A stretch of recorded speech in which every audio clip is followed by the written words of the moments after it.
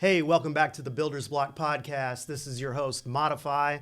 I'm joined tonight by my longtime friend and fellow musician, Jeff Maynard. That's me.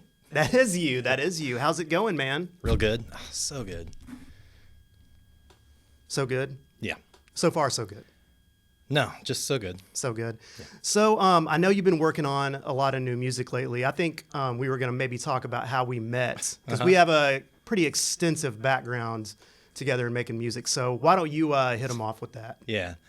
I'll start.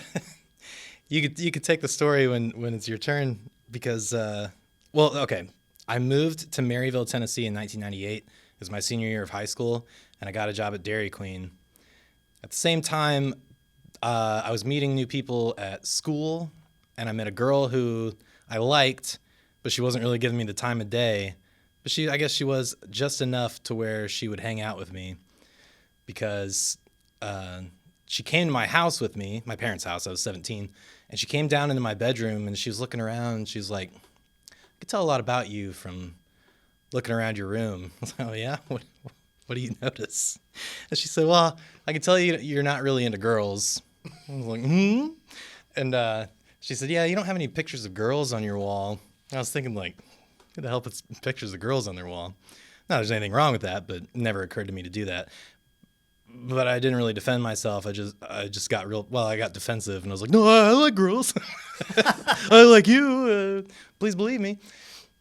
But anyway, yeah, I was working at Dairy Queen, and then you started working there. And why'd you do that? Because I was actually the guy that that girl was dating at the time. Yeah. And she came over and was like, oh, blah, blah, blah, this new guy, Jeff. This is Jeff. And I'm like, who is Jeff? Mm-hmm.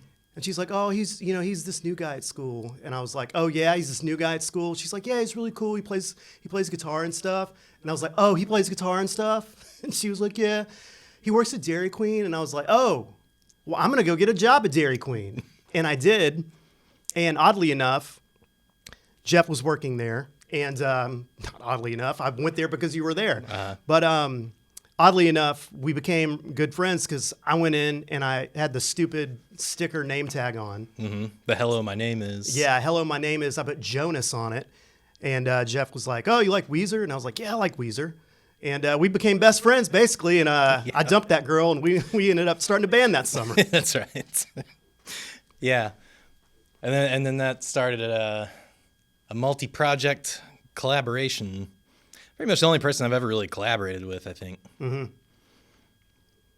But yeah, we started a band, and then you brought in Ross because you knew him, and Todd Christopher. Oh, yeah. Started that on the bass. Mm-hmm. But then that didn't work out, and then we brought in old Ty Newton, and that lasted quite a while. That was probably, outside of like the weekends, that was the one and only like band I was ever in. Yeah. Would you not count The Standstill as a band? I guess because that was just you. Yeah, not really. It was more like because it wasn't so much collaborative. Mm-hmm. There was input, but those songs were all fully realized, and I kind of told them what to do, and they would surprise me sometimes in Standstill and change something. But for the most part, I just brought all that. But Next to Never, or the band we were in. Yeah. I was almost hesitant to say the name. It was called Next to Never. Yeah. But we had a couple good songs. guess. Yeah. There are some of those later songs I can still listen to, but there are some of those early songs that I can't listen to. It was bad. How old were we when we started playing in that shit? I don't know, like 19? I was probably 19. You were probably 18. Yeah. I remember I was still in high school when it started. Yeah. But yeah. So how do you think we ended up transitioning, not out of that, but kind of branching off from that into the Weekends and what at the time was called Skippy and the Bell Bottoms, which was your project? Yeah. Well, you'll have to help me out the weekends, but I remember at the Next to Never band practices, Ty would take a break and Ross would take a break, and then I would get behind the drums and you'd stay on guitar, and we would just play like I don't know, we'd play like a Phoenix TX song or something, or like or like with that new Oasis song at the time. Oh yeah, yeah, Roll It Over. Mm-hmm. Mm-hmm. And then I remember taking my drum set to your mom's house. And we set it up in the downstairs garage. And I don't know. I don't remember how. I don't know how intentional that was. I think we just said let's go do something where I'm on the drums and you're on guitar. Yeah, I don't think there was really much intention behind it. If I remember correctly, we wrote all those songs. The Weekends wrote songs that were just named after days of the week because they sounded like that day of the week. And we wrote all those songs in that first sitting, I think. Look, this song's called Monday. Okay. Okay, go. I think you had a tape recorder, right? A cassette tape recorder? Yeah, no, it was this weird, it's about the size of this. This is like a remote control for a projector. And it was just like a voice recorder. And the quality was shit. And then, not shortly after that, I got that mini disc recorder.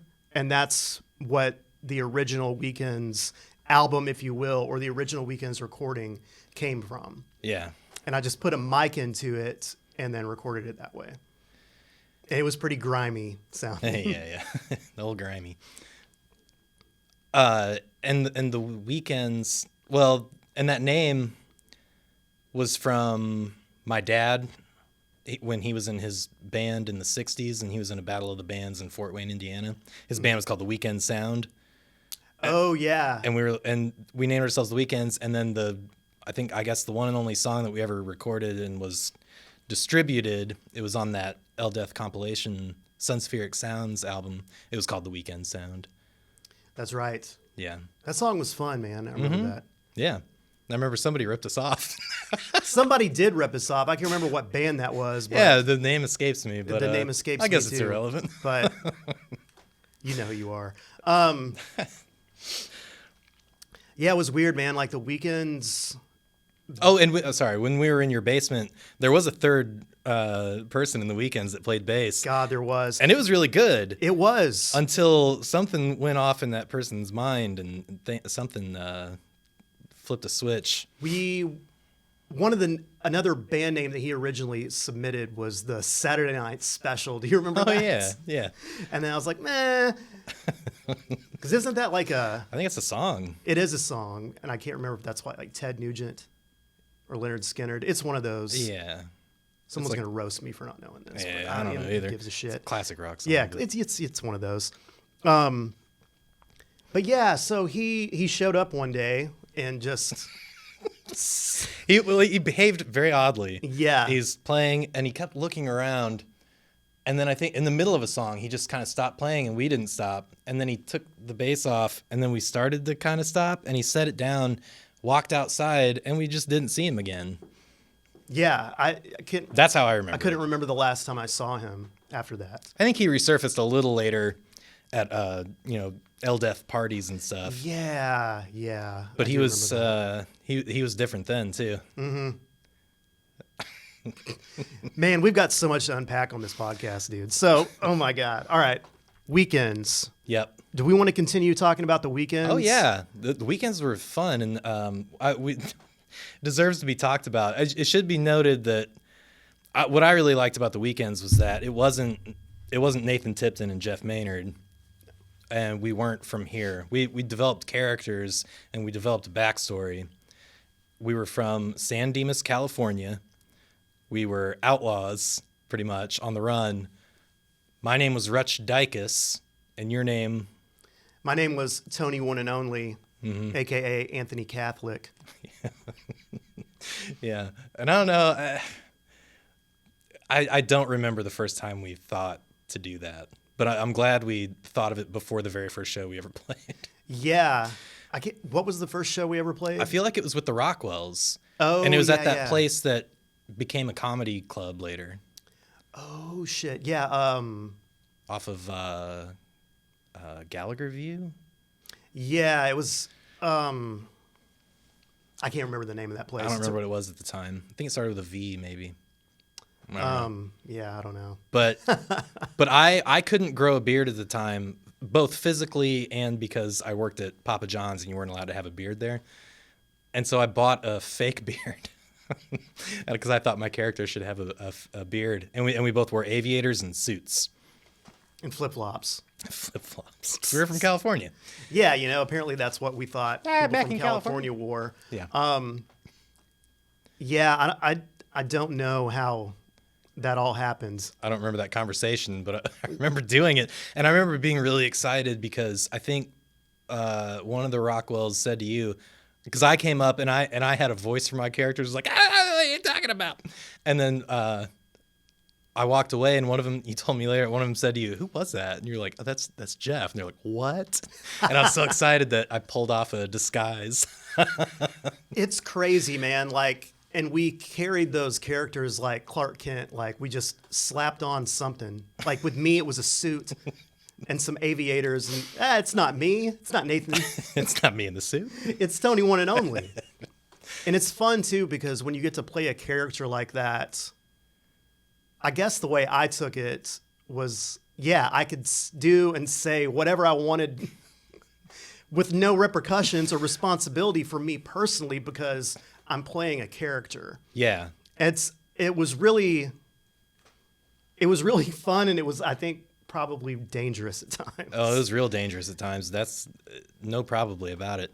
Well, we were in Andy Kaufman at the time, right? Yeah, it was very Andy Kaufman and the Tony Clifton thing. I don't see how, if you were a fan of Andy Kaufman and Tony Clifton, the character, it would seem as if we were almost ripping it off. Mm.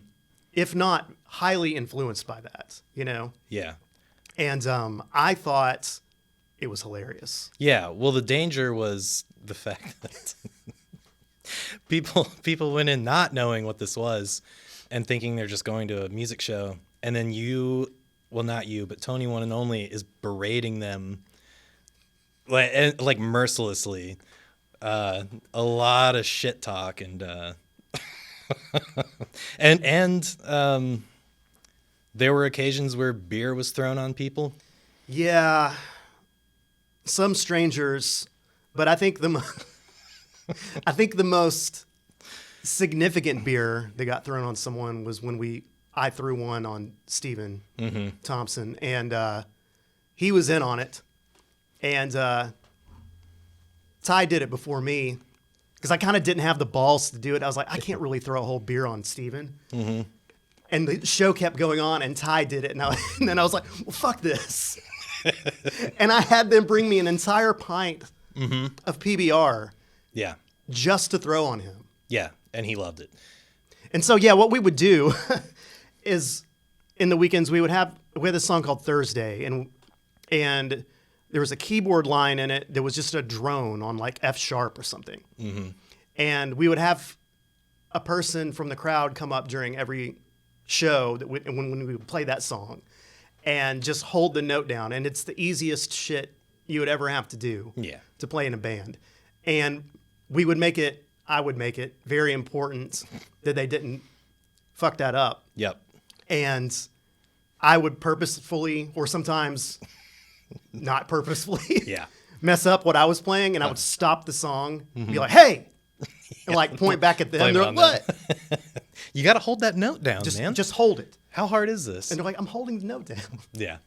And so we did the same gag with Steven, and the beer got thrown on him. And this was at Bracken's Blues Club in Maryville, if you've ever been there. This was before they were open on Sundays. Mm-hmm. And a friend of ours had, I think, rented it out for his birthday. Yeah. And wanted the weekends to play. And we did. And I think I told everyone. Yeah, this was all planned. From the beer throwing to everything bad that could be taken bad was planned and expressed to everyone by Nathan, except for the bartender. Yeah, I would say I forgot to tell him, but I just didn't. I think you just wanted to see what would happen. I just wanted to see what happened. And what happened was he came up on the stage. That's it. Fuck, show's over. Get the hell out of here. Shut it down. Shut it the fuck down. Yeah. And a friend of ours was filming it. I think that I have that tape. I know. I'm excited. So I recovered a weekend's tape, like a mini DV tape recently from 2007 at Bracken's. I think that might have been when it was. But yeah, so he came up on the stage and we were all kind of like, I don't want to say in shock. I was like, I think my stomach was vibrating because I was laughing inside and trying not to laugh right in his face. Yeah. Because it was a joke. Right. And it would not have been as funny if he knew about it. I don't know about that. What? Well, you don't I think so? Well, I don't know. I like the way it played out, I guess. I didn't go back there for like Oh, no, I didn't either. a couple months. Yeah. Yeah. Yeah. It was awesome though, in hindsight. Oh, yeah. I mean, you're glad we did it. Yeah. You're glad I didn't tell him. No, I like the way it all played out. It added to the to the performance. To the performance. Because to the we chaos. committed to it. Steven committed to it. Mm-hmm. And the bartender was fully committed because he didn't know it was actually happening. Yeah. Oh, and on the video, like, I don't want to say all that. Yeah. I'll leave that part out. Yeah, it's there was some post show stuff that got caught on tape that was just but we gave the highlights. yeah. We gave the highlights. Yeah. So I mean, I don't even know where to go from there, man. Like the Weekends was just such a crazy thing in itself. Yeah. That, and I guess I said that Next to Never was the only real band I was in. I don't know if I consider the Weekends a band. It kind of is, considered but it it's like performance art, I know. stand-up comedy. You know, like Yeah. like I wouldn't consider Tenacious D a band. Right. Kind of the same way. That's right. You know, and we did not take that shit seriously at all. Yeah. I like the idea of a Weekends album, but Yeah, I still think we need to do that. but the beauty of the Weekends is in the show because yeah, the music's good. There's no vocals because it's like surf rock. It's instrumental. And that is fun to listen to. But to be there and to see the chaos, I think that's what made it special. Yeah, to me. absolutely. That kind of reminds me of something we've talked about recently. With you personally, like not really liking playing live. Yeah. So what's different about you playing live versus something like the Weekends? I guess it's obvious what's different about it. Yeah. It's just that experience. I guess, I don't know. And I don't want to sound negative. So let me try to think of how to word this and not sound negative. I guess, well, you remember how optimistic I was when we were first starting to play live shows as Next to Never, the very first band, and we were young. In my mind, I was like, this is really exciting because we're going to go and play music in front of people, and then we're also going to play with other bands, and these are musicians. They're like us. So we're going to meet them and talk to them and maybe become friends with all these people. And all these bands we play with, we're all going to be friends. We're all going to talk about music because that's what we all really like. That's what I thought was going to happen. And then that is not what happened. So I won't speak to, I'm sure the Knoxville scene is really great now. That's what I've heard. I don't know this because I don't go out and I don't play out. But at the time, the early 2000s, it was really weird because people acted like there was something to be gained by, like, it's almost like they were climbing the corporate ladder and stepping on people as they climb, which is so weird when you're playing like local shows in Knoxville. There's no reason to act like that. But they did that to us specifically because, okay, this was before the internet. I mean, the internet existed, but this was before, like... Before social media. Sure. The internet existed, and there was maybe message boards, and that's how people navigated that. But this was still in the days of people making CDs. So, you know, there were no followers. That's how you might gauge some sort of success rate now. But at the time, the metric by which you gauge success was how many people came to your live show. Absolutely. We had a lot of people come to our live shows because we had a lot of friends. Yeah, we had a really good community of friends. Yeah. And It a lot of wasn't those so people, much. I don't think it was so much that they enjoyed our music. I know. It's that they supported us, and that was cool. Yeah, You know? yeah. It was because everybody had a good time. Yeah. And they liked seeing us up there. They're like, "Oh, those are my friends. Yeah, this is Yeah. fun." So we would pack out Java and the Pilot Light and that place that we can't remember the name of. And then people that we played with would notice that, and they would try to take advantage of that. I guess there was only one. I think I'm getting off track from what you actually asked me. Yeah, a little bit. But the one band that didn't do that to us was the Rockwells. And they just deserve credit for being cool dudes. I like those guys. Yeah, man. They were just genuine and they were a good band too. Probably the best band in Knoxville at the time. They were my favorite during that time, and I haven't heard much since then. That would change my mind about that. Yeah. Well, I guess It's good people, man, and good tunes. Yeah, I got into that because I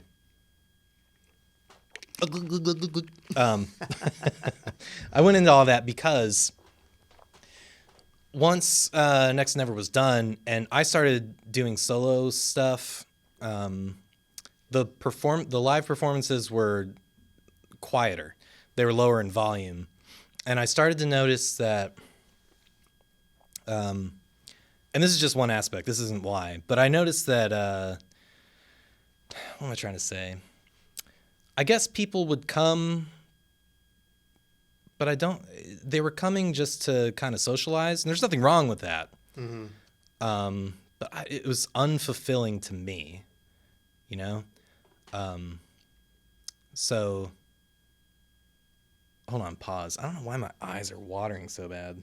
I'm not crying, I swear to God. Oh, It's probably because there's dog's been animals in here.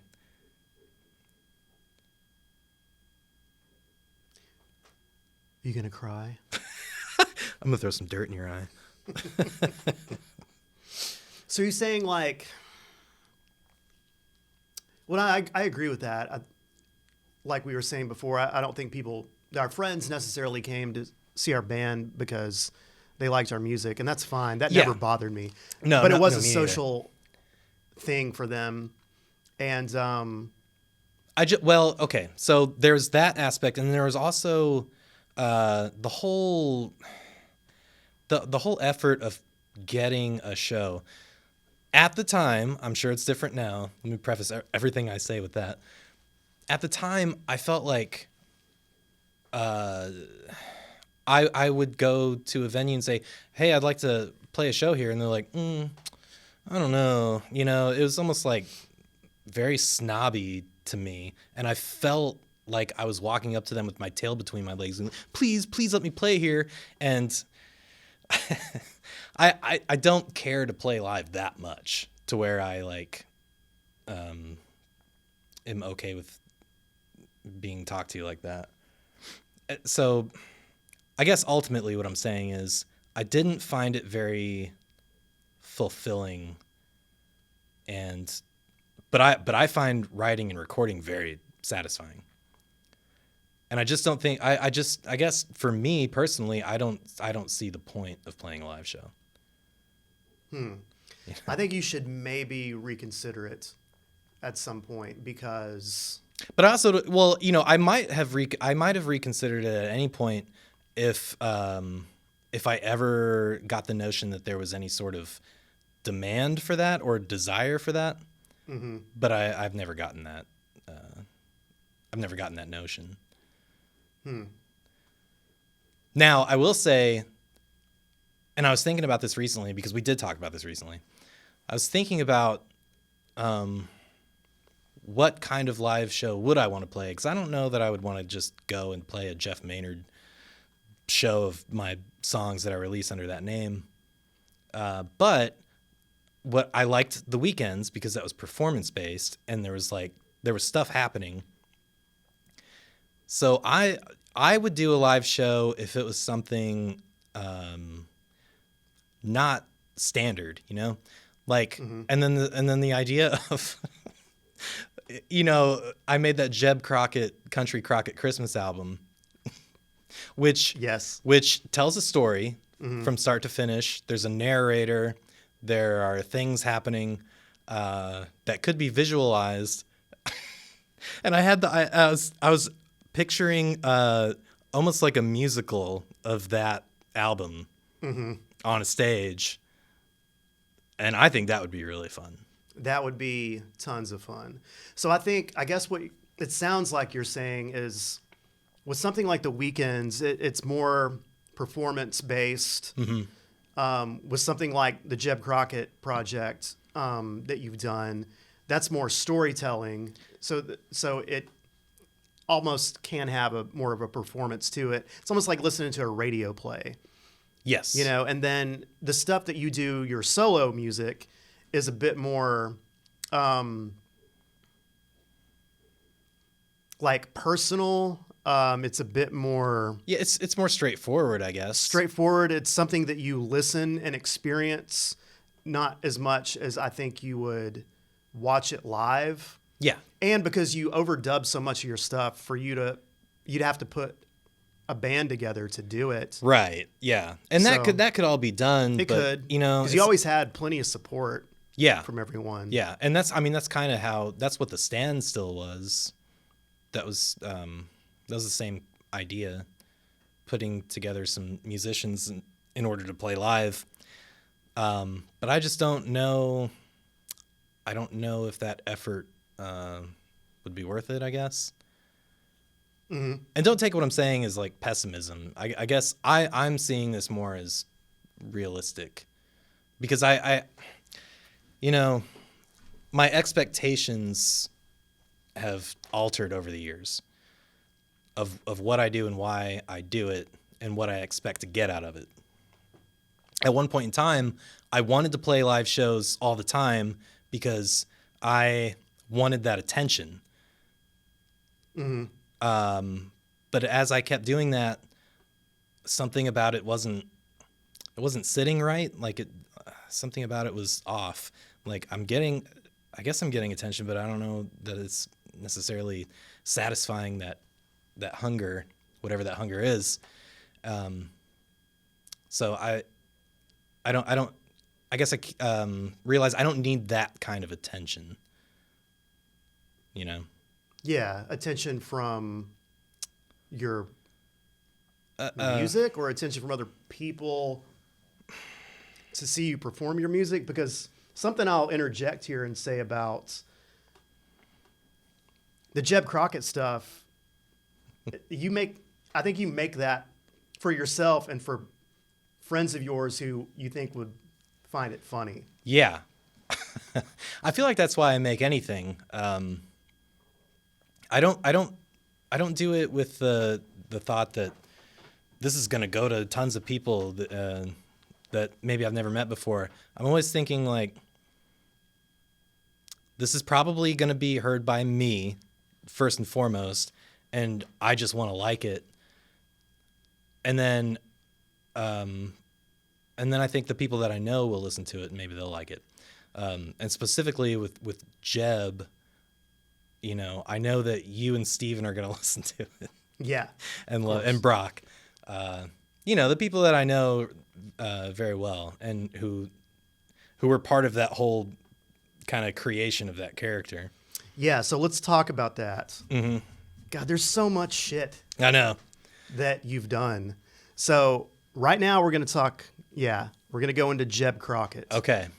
So Jeb Crockett, and I'm pretty sure this is how it started, was Arison used to record a lot of stuff for me a long time ago.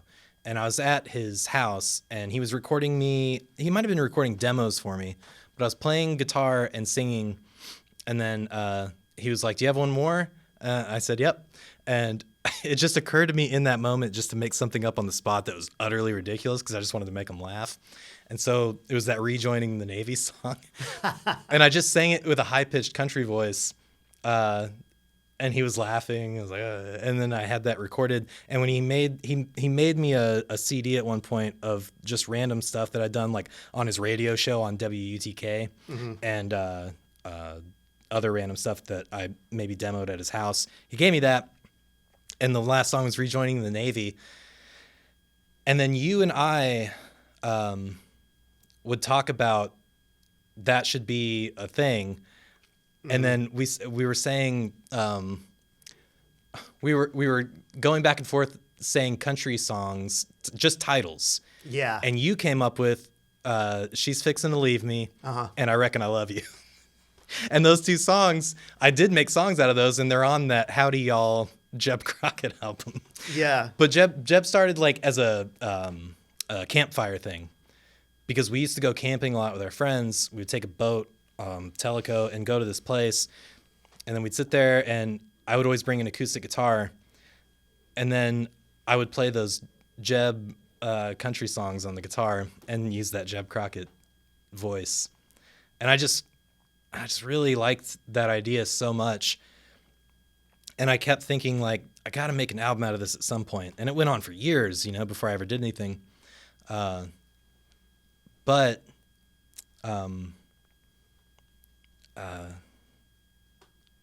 as I kept thinking about it, and as I wrote more Jeb songs, like with any character you develop, I started thinking about what he's like as a person, and then I really started to love Jeb Crockett, because I started to think, like, what's he singing about? He's singing about I just want to love you and you won't let me type stuff. So he's like this really sweet-hearted kind of idiot, Yeah. But he's really likable. And then to fast forward, I did the Christmas album, and there was like an arc, and then I realized I want that arc to be on every Jeb Crockett thing. It wasn't really in Howdy Y'all, because that was just a collection of those original songs that were written for him. Mm-hmm. But with Jeb Crockett, I want it to be, there is a storyline, there's a plot. He starts out, he does things, he gets to the point where something happens to him. Now he's alone, and it's probably from this point on going to be that he's really getting on people's nerves, and they go away from him because he's just being so absurd. But then he'll like sing something really beautiful and like tender, and people will like, fall in love with him again, and they'll start to surround him, and he's like, "Oh, y'all came back for real?" And then he just goes off the rails with absurdity. That kind of reminds me of Ernest in a way. It's a lot like Ernest, and I'm not even hiding it really, because the next Jeb thing is the Halloween, and it's called Jeb Scared Silly. Ernest Scared Stupid. Mm-hmm. Two things in the works for Jeb Scared Silly and Jeb Goes to Hollywood. Can you give us a preview of Jeb Goes to Hollywood? So the idea is, that narrator that did the Christmas album, Mr. Warlock. Yeah. He's going to be on every Jeb project in one way or another. In this one, the Warlock is a big Hollywood producer, and gets Jeb to come to Hollywood and makes him uber famous, kind of an overnight sensation. And the fame kind of gets to Jeb's head, and he starts to diva out a little bit. And, people start to resent him. Maybe he wins their love back. Maybe he doesn't.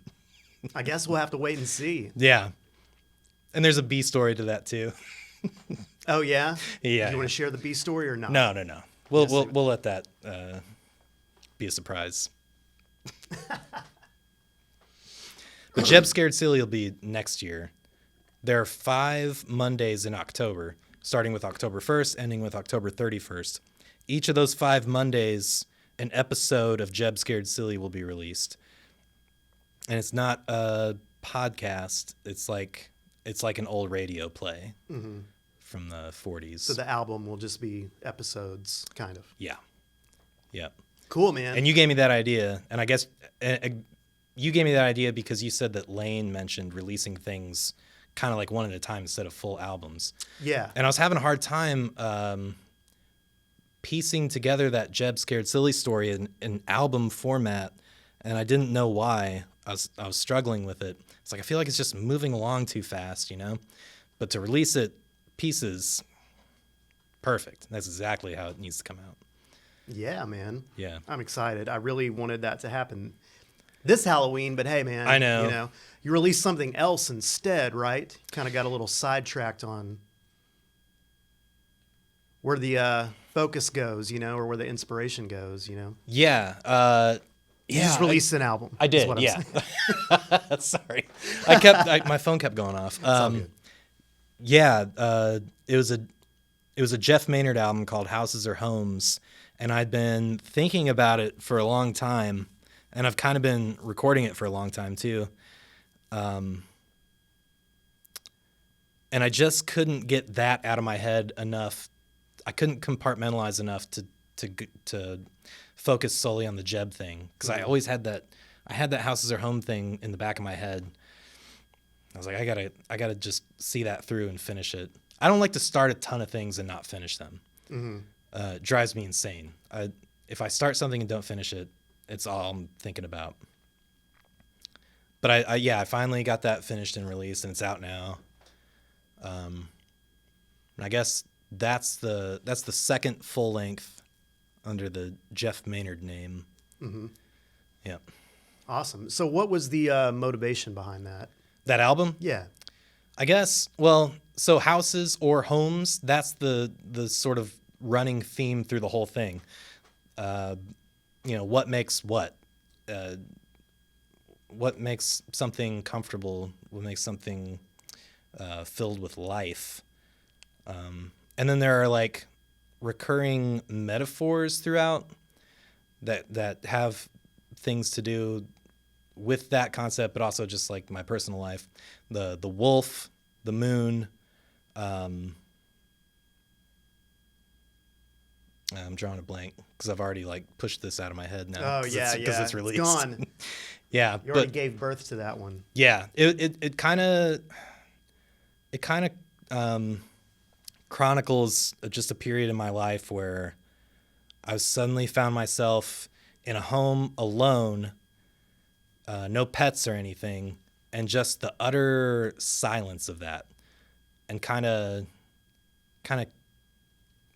reconciling that with myself, coming to terms with that, and also, I guess, kind of confronting myself too in a way that I hadn't ever really done before, because I tend to find distractions in other people to kind of take me outside of myself, to get out of my own head.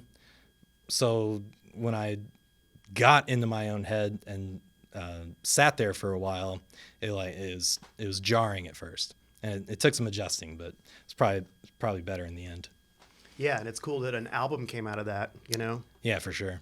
And it's a great way to deal with shit in life. I think that's sublimation. Converting it into something creative. And I hate that I'm so inspired by things that don't go so well. I kind of wish that like when something really positive and awesome happened, I was like, man, this really makes me want to write something. But that is very rare.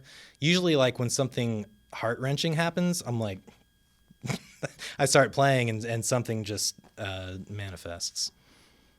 Yeah, and I think it's because you're trying to exercise that feeling somehow, or that emotion. Mm-hmm. And when things are great and going well, you're experiencing that, instead of trying to push it out, or trying to like not experience it. You're not suffering through it. Right. So it's different. Yeah, you're right. I can't remember the last time I wrote anything because I was happy per se. You know what I'm saying? Mm-hmm. Yeah. I also don't write love songs. I don't write songs. It's kind of hard to do. People. It's hard to do without being cheesy. Yeah, it's hard to do without getting dumped. I don't paint pictures. I don't draw girls anymore, man. Because it seems like every time I do that, like a couple days later, it's over. Right. And I'm like, what? They're like, I sensed that you did. Yeah, I sensed that you liked me so much that you were going to create me artistically. It's over. It's just so funny how that works sometimes. But. So, man, let's see. We've gone 40 minutes. How long do these usually go? 40-ish minutes. Well, that's a wrap. Yeah.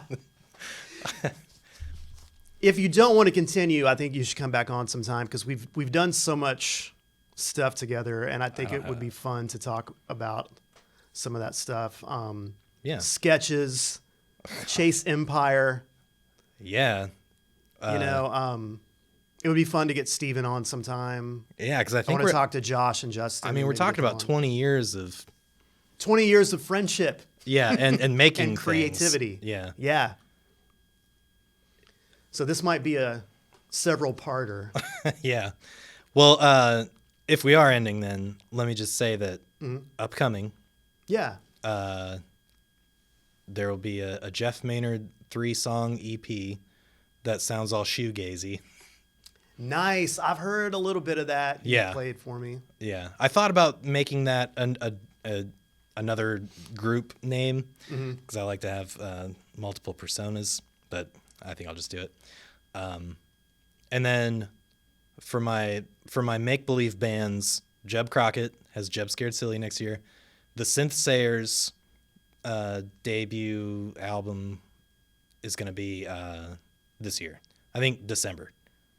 Really? Yeah, mid-December because. In a couple of weeks. Mm-hmm. Awesome. Yeah, because I'll probably upload it this week and set the release date for like a couple of weeks away. So tell the listeners about the Synthsayers a little bit, because this is a cool universe that you've created as well. Synthsayers they're an electronic group, and they have male and female members. They're aliens. Sounds so stupid to say, but they are not from planet Earth, and they really love 80s music. So they're 80s Earth music.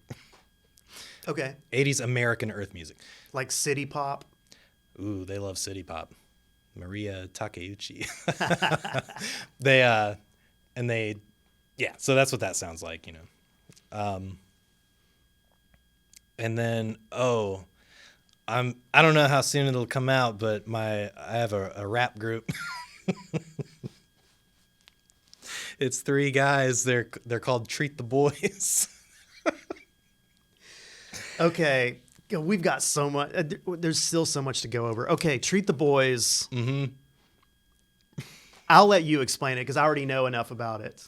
Treat the Boys is a hip-hop group that's very much in the same vein of storytelling rap, like DJ Jazzy Jeff and the Fresh Prince, because I love that kind of. Jazzy Jeff had good beats, but the way that Will Smith told stories in those songs, was so fun and engaging, and I was like, I want to do that. So that's all that is. It's just going to be storytelling rap. Mm-hmm. 3 different characters in that group. Who are the characters? I don't know if I have names for them yet. What are the song titles about?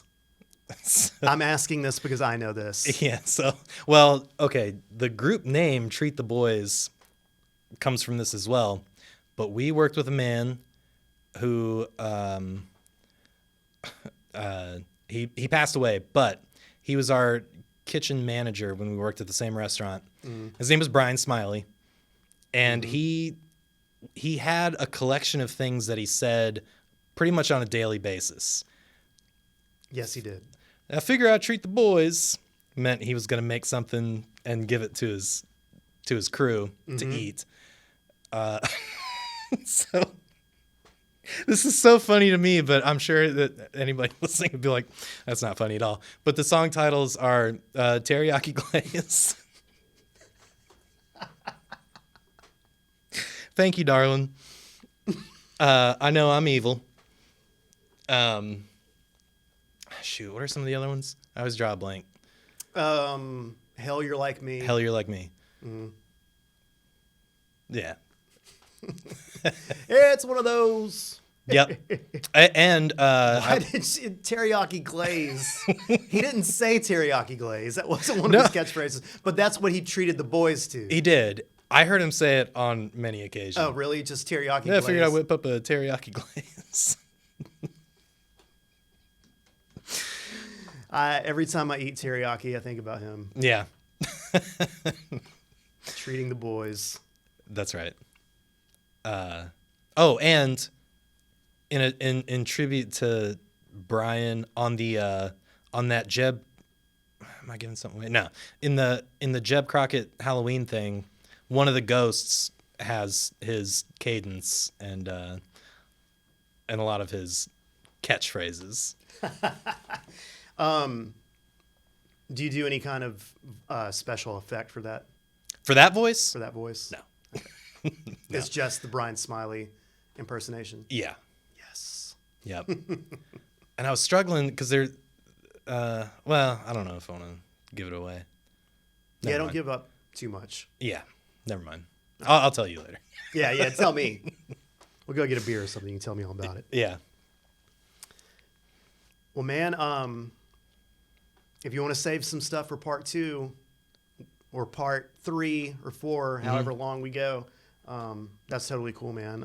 Yeah, that's fine. We can do it again. Yeah. I'm just trying to think if there's anything else. I think you went over all the projects you've got coming out right now. Mm-hmm.